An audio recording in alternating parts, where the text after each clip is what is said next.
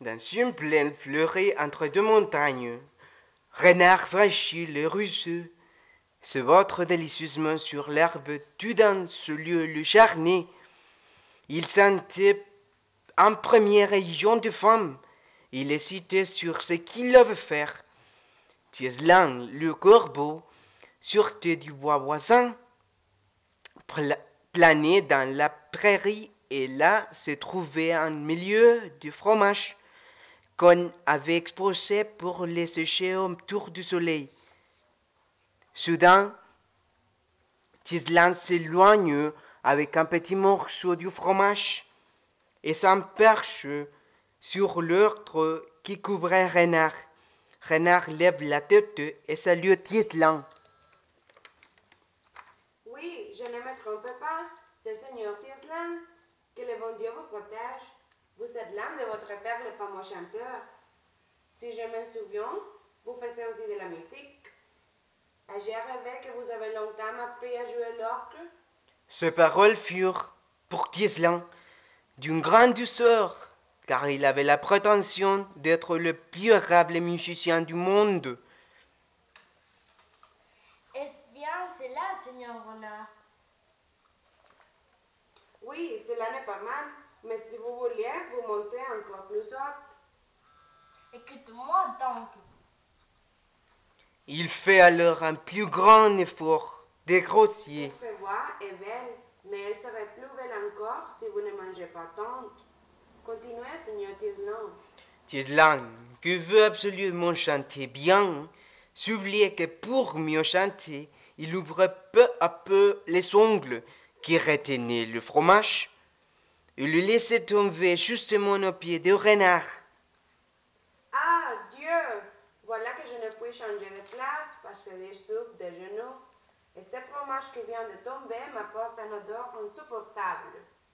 Rien plus dangereux que cette odeur pour les blessures de jambes. Les médecins m'ont dit de ne jamais en goûter. Descendez, mon cher Tislan, venez m'enlever cette abomination. Tislan était dans les meilleures dispositions pour celui qui venait de reconnaître la grande de sa voix.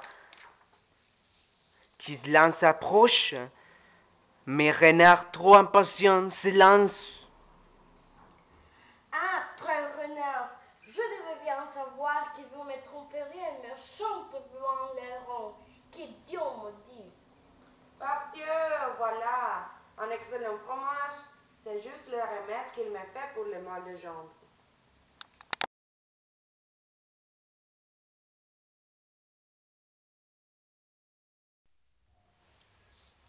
C'était au mois de mai, temps où monte la fleur dans le bois, où les oiseaux chantent nuit et jour. Dans ce moment-là, Renard était dans son château, à la fin de ses ressources. Donc ses petits enfants, et même sa chère Arméline, poussaient des cris lamentables. Papa, nous voulons manger, mais il n'y a rien. Et nous sommes très affamés. Mon cher Renard, il y a beaucoup de temps que nous ne mangeons pas d'un bon banquet. Donc, il est faux. Mes enfants, mes chères Emmeline, je le sais déjà, et je vous jure que je ne reviendrai pas si je n'ai pas d'abondantes En provisions. faisant ses promis, Renard part et s'éloigne de sa demeure. Ensuite, il entre dans le bois et il descend enfin dans la prairie. Ah, cette mairie, c'est le paradis terrestre. Heureux qui pourrait vivre ici avec une chasterie abondante. Après de visiter les lieux assez risqués, Renard arrive jusqu'à une ferme, pourvue de tout ce qu'il est possible de désirer à la Champagne. Heureux Renard, s'il peut trouver le moyen d'y entrer, mais c'était difficile parce que tout était bien fermé et Berton le maire, qui était le propriétaire, était là. À ce moment-là, Renard a aperçu de nombreux chapons avec Noiret au milieu. Ensuite, il a cherché la manière pour les attendre. Alors à la fin, il trouvait un sillon pour s'approcher aux victimes. Après, il paraît et se lance, mais Noiret se jette de côté et vole en poussant des cris ainsi. Verton lui écoute et reconnaît bientôt le goupil à la poursuite de son coq. Ah, c'est vous, maître Léron. Vous verrez. Verton rentre à la maison pour prendre un filet.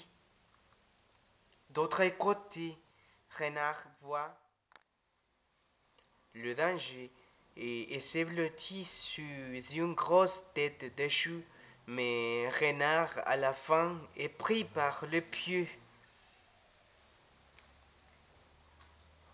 Ah, Renard, ton jugement est rendu. Te voilà condamné. Berton lève le pied sur la gorge de Renard, mais il prend son temps. Et il saisit le talon de Verton.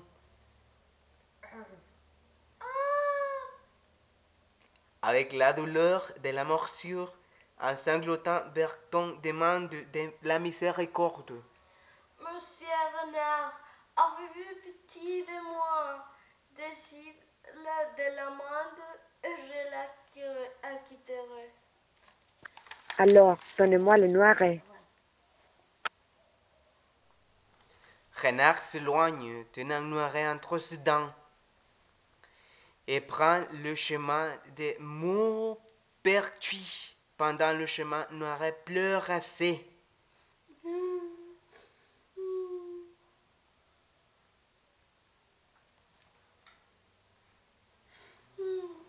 Monsieur, ce n'est pas la mort qui m'afflige. Si je me désole, c'est pour le chapon, mes bons amis. Alors, donne-moi du courage. Monsieur Renard, chante pour moi. Alors, Renard s'est mis à entonner une chansonnette, et quand Renard ouvre la bouche, le Noiret s'envole. De cette manière, le Noiret lui a donné une grande leçon.